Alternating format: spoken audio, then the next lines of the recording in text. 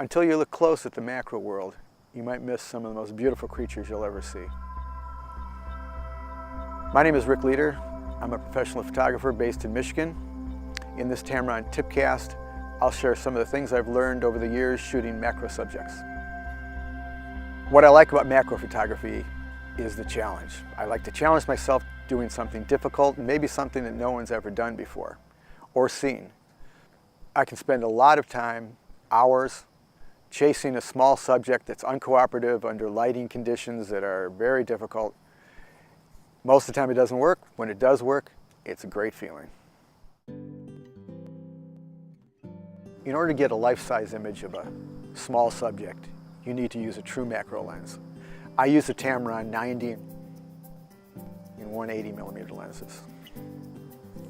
The closer you get to a subject, the smaller your depth of field, and in some cases you might have even less than a millimeter in focus.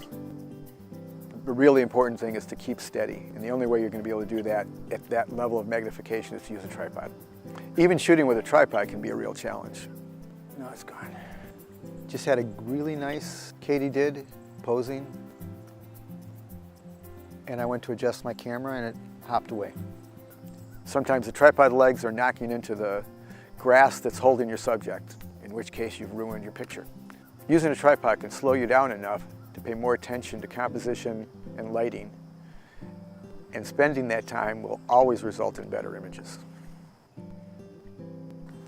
I'm almost always using a tripod, but under some conditions I can't.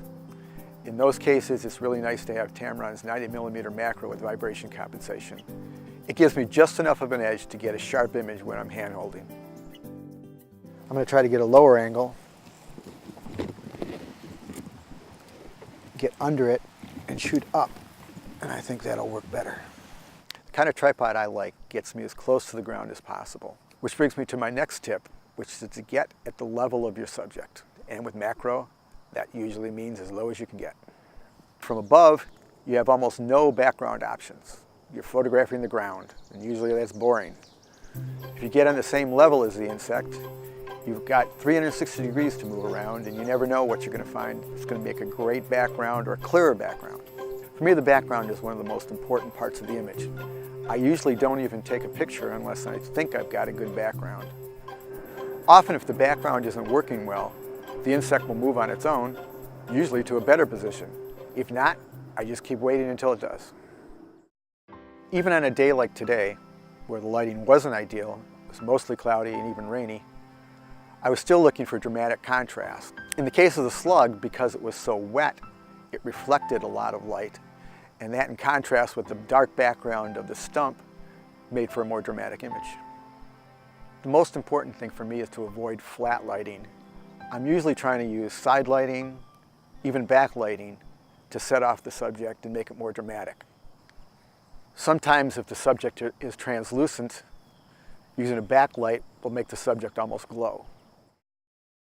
With macro photography, you're so close to your subject that your area of focus is often just a sliver. No camera's autofocus can read your mind where you want the focus to be. So what I do is set the focus manually, move my body back and forth until the subject is sharp. Many days I've spent hours searching for the right subject or the right lighting and come up with nothing. You can't rush your way through macro photography. Macro photography is a skill you develop, and you develop it with patience.